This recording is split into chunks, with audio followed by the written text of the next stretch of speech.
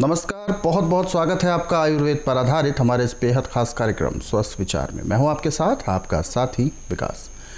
दर्शकों, स्वस्थ विचार कार्यक्रम में आपको आयुर्वेद से जोड़ा जाता है, आपको तंदुरुस्ती के लिए प्रोत्साहित किया जाता है, आपको प्रकृति के तमाम उन संसाधनों का जिनका हम सदुपयोग कर सकते हैं उनके बारे में बताया जाता है, गुणों से आपको परिचित कराया जाता है। हमारा मार्गदर्शन करते हैं जाने माने आयुर्वेद के ज्ञाता गायत्री सिद्ध पंडित श्री लक्ष्मण दास रतन भारद्वाज जी। चलिए सबसे पहले गुरु जी का स्वागत करेंगे, फिर कार्यक्रम की शुरुआत करेंगे। गुरु जी बहुत बहुत स्वागत है। नमस्कार। नमस्कार। दर्शकों, कार्यक्रम आपके लिए है और हम चाहते हैं कि आप इस कार्यक्रम का हिस्सा बने। यदि आपके साथ किसी प्रकार का रोग है, कोई भी शारीरिक कष्ट है, तो सीधे तौर पर आप इस कार्यक्रम से जुड़ सकते हैं। फ़ोन उठाएं, हमें कॉल करें या आप हमें व्हाट्सएप के ज़रिए अपना संदेश भी भेज सकते हैं। व्हाट्सएप मैसेज में अपना नाम, उम्र, कहाँ से आप बात कर रहे हैं वो सवाल लिखें ताकि आपका सवाल इस कार्यक्रम में लिया जा सके, आपको मार्गदर्शन प्राप्त हो सके। और इससे पहले कार्यक्रम की शुरुआत करें, आप सभी से मैं ये ध्यान में भी दिलाना चाहूँगा कि जब भी कार्यक्रम को देखने बैठते हैं तो कॉपी और पेन लेकर ज़रूर बैठा करें। नुस्खे बहुत सारे ऐसे बताए जाते हैं जो इम्पॉर्टेंट हैं, जो आपके लिए बहुत ज़्यादा महत्वपूर्ण हैं। उसको यदि आप लिख लेंगे तो आपके जहन में उम्र भर वो बने रहेंगे। चलिए आज शुरू करते हैं एक नए विषय पर चर्चा। गुरु जी, आज के इस अंक में हम बात करने जा रहे हैं शुगर को लेकर, मधुमेह। ये एक ऐसा रोग होता जा रहा है या यूं कहें एक प्रचलन में आ गया है। हर तीसरे चौथे व्यक्ति को मधुमेह से संबंधित समस्या उत्पन्न होने लगती है।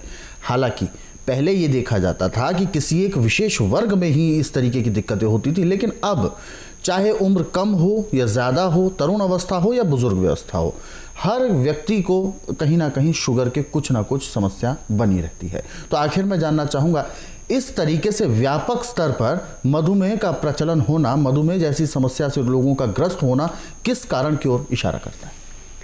देखिए, मधुमेह जो है ये हमारे अपने गलत खान पान की सजा है जी। यदि हम छिलके वाले नाज, छिलके वाली दालें, छिलके वाली सब्जी खाएं और पानी हमेशा हल्का गर्म पिएं, लहसुन प्याज अदरक कच्चे का प्रयोग अधिक करें, तो मधुमेह क्या, हमें ज़िंदगी में कोई रोग हो ही नहीं सकता जी। परंतु हमारी सबसे बड़ी गलती है कि आटा हमें चाहिए बिल्कुल गोरा, जिसमें छिलके का, चोकर का नामो निशान ना हो। दालें धुली हुई चाहिए, छिलके वाली नहीं लगती अच्छी। सब्जियों का छिलका निकाल के फेंक देना, सिर्फ अंदर का गुद्दा गुद्दा खाना। पानी ठंडे से ठंडा पीना, खाना खाते समय पानी नहीं पीना। पानी पीना खाना खाने के घंटे डेढ़ घंटे बाद, यहीं से सर्वनाश है। जब लीवर को फाइबर मिलेगा ही नहीं, पानी मिलेगा ही नहीं, तो पचाएगा कहाँ से? या तो फिर लीवर फैटी हो जाता है, या लीवर सिकुड़ जाता है, या फिर चिकनाहट बैठती है। जबकि वो खाए पिए को सीधा पेट में फेंक देता है, उसको पचाता नहीं है, तो पैंक्री इंसुलिन कहाँ से बनाएगी? पेट में जाके जो चीज़ सड़ती है वो आगे जाके एक नहीं सैकड़ों बीमारियाँ पैदा करती है। और सब बीमारियों की जड़ जो है वो आपकी पाचन शक्ति है। पाचन शक्ति जितनी कमज़ोर होगी उतना ही आपको रोगों से भोगना पड़ेगा।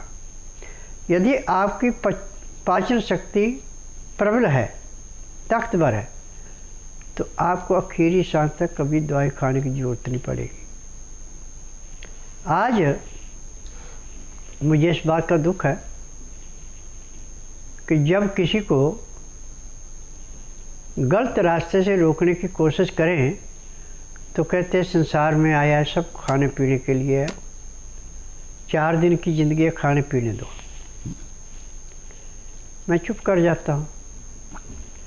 जब वो रोग से ग्रसित होकर आता है, फिर मैं पूछता हूँ कि बोलिए मैंने क्या जवाब दिया था आपको और आपने क्या जवाब दिया था?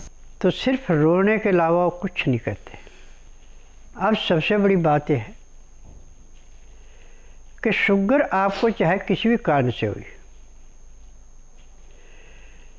यदि आप शुगर से मुक्ति पाना चाहते हैं तो इसकी एक नहीं हमारे पास सैकड़ों दवाइयाँ हैं। दवाइयाँ खाने की भी हैं, दवाइयाँ पीने की भी हैं, और दवाइयाँ सिर्फ पैर के तलुओं से मसलने की भी हैं।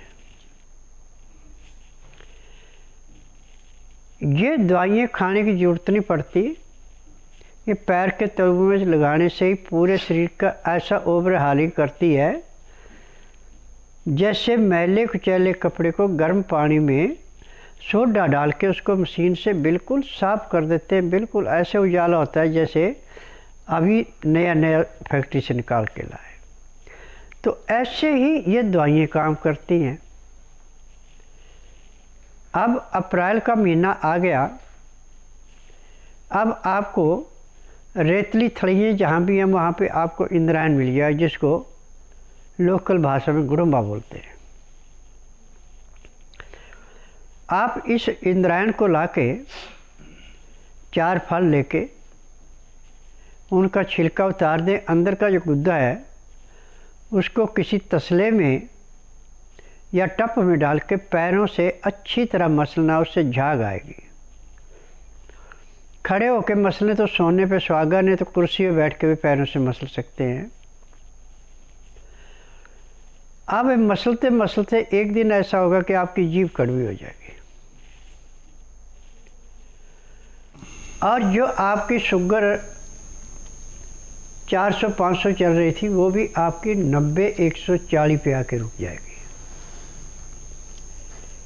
इन देसी नुस्खों की विशेषता है कि इनके अपनाने से जितना शरीर के अंदर हमें चीज़ चाहिए वही रहेगी, ना उससे कम होने देंगे ना उससे फालतू। तो उसके बाद पेट भी आपका बड़ा अच्छा साफ़ होगा। आपको किसी दवाई की लेने की ज़रूरत नहीं है, ना इंजेक्शन लगाने की ज़रूरत है। परंतु इंद्रायण आप जानते नहीं हैं या आपके है नहीं, तो आँख सफ़ेद मिल जाए तो सोने पे सुहागा, ने तो जो जंगली आक है बैंगनी फूल वाला, इसका पत्ता ले लें। सुबह नहाने धोने के बाद पैर के तलुए में पत्ते के ऊपर तेल लगा के, सरसों का तेल लगा लें चाहे तिल का लगा लें, जो मुलायम पासा उसको तलुए पे रख के ऊपर से चाहे जुराब पहन लें चाहे धागे से बांध लें। अब अपना सारा दिन काम करते रहें, चाहे चप्पल पहने चाहे आप बूट पहने। अब इसके पहनने से भी आपके पैर में रखने से ही सिर के बाल तक इसका असर जाएगा, और आपका लीवर पूर्ण गति से काम करेगा। पैंक्री इंसुलिन बनाएगी, पित्ते में तेजाब नहीं बढ़ेगा, गुर्दा खाए पी को साफ करेगा, आपकी शुगर नॉर्मल आ जाएगी। अब ये भी आप नहीं कर सकते तो फिर आप दवाई बनाओ। एक बेल है, उसमें जो पत्ते होते हैं उसको कहते हैं गुड़मार। इन पत्तों की विशेषता है कि यदि आपने 2-3 पत्ते अच्छी तरह मुंह में चबा लिए तो आप किलों के हिसाब से भी मीठा खा लें, आपको ऐसे लगे जैसे मुंह में मिट्टी डाल रखी है। इस बूटी का नाम है गुड़मार। 100 ग्राम गुड़मार के पत्ते लें, 50 ग्राम सौंठ लें, 50 ग्राम जामुन की गिटक लें। इन तीनों चीज़ों को कूट के पीस के कपड़ छान कर लें। इसमें कपड़ छान करना पड़ेगा। अब इसके बीच में 20 ग्राम मीठी सरिंजें और 10 ग्राम कीकर का गूंद, ये भी पीस लें। अब मीठी सरिंजें तो आप जो आपने पाउडर बनाया इसके अंदर मिला दें। कीकर गूंद को आप 100 ग्राम पानी में भिगो दें। जब वो गल जाए तो पानी उस पाउडर के अंदर मिला दें। अब इसकी जितना सफ़ेद चने का दाना होता है इतनी छोटी छोटी गोलियां बना के छाया में सुखा के, जब गोलियां बिल्कुल सूख जाए तो किसी डिबिया में रख लें। अब ये 3-4 गोलियां दिन में आप खाएंगे। खाने का तरीका है कि हल्के गर्म पानी से जीभ पे रख के एकदम अंदर सटक लेनी। तो एक गोली आपके समझो कि आपका 100 मिलीग्राम इंसुलिन होगी, इतना असर वो गोली करेगी। 4 घंटे बाद दूसरी खुराक ले लें, 4 घंटे बाद तीसरी खुराक लें। 3 खुराकों में यदि शुगर आपकी 400 पे भी है तो पहले दिन आपकी जो है 400 से 360 पे या 370 पे आ जाएगी। दूसरे दिन और कम होगी, तीसरे दिन और कम होगी। 15-20 दिन में 90-140 जो हमें चाहिए वही रहेगी, बाकी नहीं। और इससे पेट ऐसे साफ होगा जैसे सिर के ऊपर से बोझा फेंकते हैं। आज संसार के अंदर शुगर की एक नहीं सैकड़ों दवाइयाँ हैं, परंतु स्वास्थ्य विचार में जो आपको दवाई मिलेगी वो मिलेगी रोग काटने की। बाकी जगह जो आपको दवाई मिलेगी वो दवाई मिलेगी रोग को दबाने की। शुगर तो आपको रहेगी परंतु कंट्रोल में रहेगी, उससे जो आपको तकलीफ़ें महसूस नहीं होगी, क्योंकि उन गोलियों के अंदर, उन दवाइयों के अंदर नशा है। परंतु स्वास्थ्य विचार की दवाई में किसी में भी ना तो केमिकल डाला जाता है, ना किसी चीज़ का नशा कराया जाता है। यहाँ की दवाई जड़ी बूटियों से बनती है, पेड़ पौधों की छालों से बनती है, फलों से बनती है, पत्तों से बनती है, परंतु केमिकल नहीं इसमें मिलाना पड़ता। जहाँ पे किसी पाउडर से गोली बनानी है वहाँ पे कीकर का गुण प्रयोग में लाते हैं, वहाँ भी दूसरा कोई केमिकल नहीं लाते। तो स्वास्थ्य विचार एकमात्र ऐसा आश्रम है जिसमें बच्चा, बूढ़ा, जवान, मर्द, औरत, कोई भी सबका समान दृष्टि से उपचार किया जाता है, परंतु उनसे पूछा नहीं जाता कि आपको तकलीफ़ क्या है। मेरे स्वास्थ्य विचार का नियम है कि बुधवार की मैं छुट्टी रखता हूँ। गुरुवार से लेकर मंगलवार तक नाड़ी परीक्षण करता हूँ। नाड़ी परीक्षण में पैर के तलुए से सिर के बाल तक की MRI, CT scan, x-ray, ultrasound, ECG, sonography सब कुछ 5 सेकंड में हो जाती है। उसमें जो भी कमी शरीर के अंदर पाई जाती है दवाइयाँ दी जाती हैं। इन दवाइयों की विशेषता है कि एक खुराक लेने के 10 मिनट के अंदर अंदर दवाई अपना असर दिखा देती है। फिर शाम को 3:30 से 5 के अंदर एक्को प्रेशर किया जाता है। यदि एक्को प्रेशर आप नियम से खाते हैं, दवाई खाते हैं, तो जिस दिन आश्रम में आते हैं उसी दिन कम से कम 15 से 20% आपका रोग कम हो जाता है, और 15 दिन में 50 से 60% कम होता है। 1 महीने में दवाई ख़त्म हो जाती है, रोग ख़त्म हो जाता है। मेरा नाम मोहित सिंघल है, मैं दिल्ली से हूँ, कोटला मुबारकपुर से। पिछले 8 साल से मैं अपने पैरों के रोग से बहुत परेशान था। कई जगह इलाज कराया है इसका, बड़े बड़े हॉस्पिटलों में, बड़े बड़े डॉक्टरों को दिखाया, ऑल इंडिया में भी दिखाया, ऑपरेशन भी कराया 3-4 बार इसका, लेकिन कहीं कुछ फ़ायदा नहीं हुआ। घाव बढ़ता गया, तकलीफ बढ़ती गई बहुत ज़्यादा। बीच में 1-2 बार ठीक भी हुआ, लेकिन वो फिर 1-2 हफ्ते के बाद फिर दोबारा घाव बढ़ गया मेरा दोबारा, और उससे डबल बढ़ गया। और फिर मुझे अब कुछ दिनों बाद जो किसी ने यहाँ के बारे में बताया, बाबा जी के बारे में, फिर मैंने, क्योंकि मैं आयुर्वेदिक में विश्वास नहीं करता ज़्यादा, लेकिन किसी ने कहा कि आप बाबा जी के पास जाओ, तो मैंने मन बना के बाबा जी के पास आया, उनसे इलाज कराया।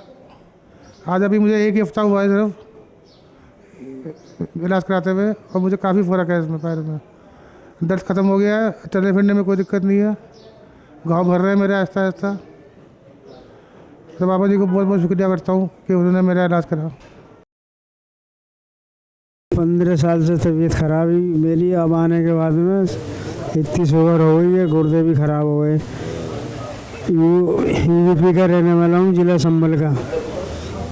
अब यहाँ सबसे पहले दिल्ली बतरा में 3 दिन दिखाया, ICU में रखा रहा, उसके बाद में बजीदिया में दिखाया, और राम लोहिया में 16 दिन इलाज चला मेरा। 3 दिन मेरी डायलिसिस हुई, उसके 3 दफ़ा डायलिसिस हो गई मैं। उसके बाद में सबने मना कर दिया। फिर आन के एक हमारे मिलने वाले रिश्तेदार, उन्होंने बताया उनके पैर खराब हो गए, बाबा के यहाँ उनके पैर सही हो गए। उन्होंने कि मैं एक दफ़ा बाबा जी को और दिखा दो, एक दफ़े दिखा के देख लो। हम आ गए वहाँ को। उसके बाद में 2-2, 3-3 महीने मुझे लेके क्या मैं लैट्रिन में लेके जाते हर जगह आज भी, और पूरा सब सूज गया। बाबा ने फिर लेप करवाया मेरे लिए 10-15 दिन। उसके बाद में फिर बिल्कुल पेट मेरा सही हो गया, कपड़े बिल्कुल ढीले हो गए। उसके बाद में आज क्या मैं चल फिर रहा हूँ मैं। इससे पहले कि हम व्हाट्सएप मैसेजेस लें, हमारे सामने साथ में बहुत सारे दर्शक हैं, आइए उनसे भी पहले बात कर लेते हैं, फिर व्हाट्सएप का सिलसिला भी शुरू करेंगे। हेलो, मेरा नाम मनीष है, गुजरात से बोल रहा हूँ, अहमदाबाद से। जी मनीष जी, अपना सवाल पूछिए, गुरुजी आपको सुन रहे हैं। मेरे को 5 साल पहले एक ऐसा बनाव बन गया था। मैं एक का शेविंग बना रहा था ना, तो वो थोड़ा विषय हो गया। इसके बाद उनमें कभी भी ऐसे इंसान से शेविंग बना रहा हूँ ना, तो इससे सबसे बहुत डर से हाथ कांपने लगते हैं। बाद 2 ही मिनट होता है, बाद कुछ नहीं होता है, बाद नॉर्मल हो जाता है, मगर डर लगता है शेविंग बनाने। डर लगने लगता है, हाथ कांपने लगते हैं इनके डर की वजह से। देखिए, आपने एलोपैथिक दवाई को ओवरडोज खाई है, जिससे नसों के अंदर सिकुड़न पैदा हो गया और उसके अंदर अब खून का दौरा पूरा नहीं है, जिसकी वजह से आपको ये कमज़ोरी है। और आज मैंने पूरे संसार को चैलेंज किया है कि किसी भी रोग की दवाई एलोपैथिक में नहीं है जो कि रोग को समाप्त कर दे। सिर्फ ये दवाइयाँ होती हैं रोग को दबाने के लिए, उस अंग को सुन्न करते हैं जहाँ पे कोई तकलीफ़ होती है, रोग नहीं काटते हैं।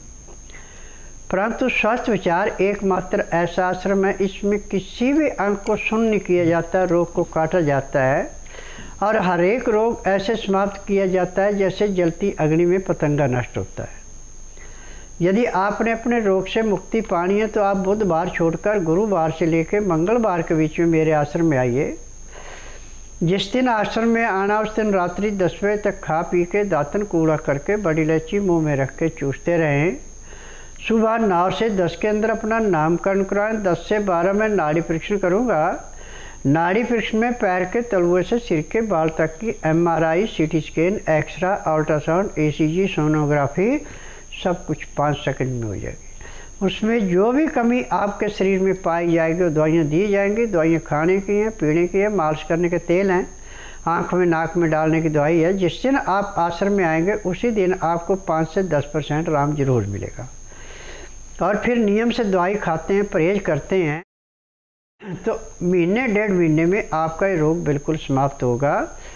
ऐसे भी आपने TV के माध्यम से देखा होगा कि एक आपका ऐसा भी मरीज आया था मेरे पास गुजरात से, जिसका लाल मणि नाम था, उसका अपना रेस्टोरेंट था।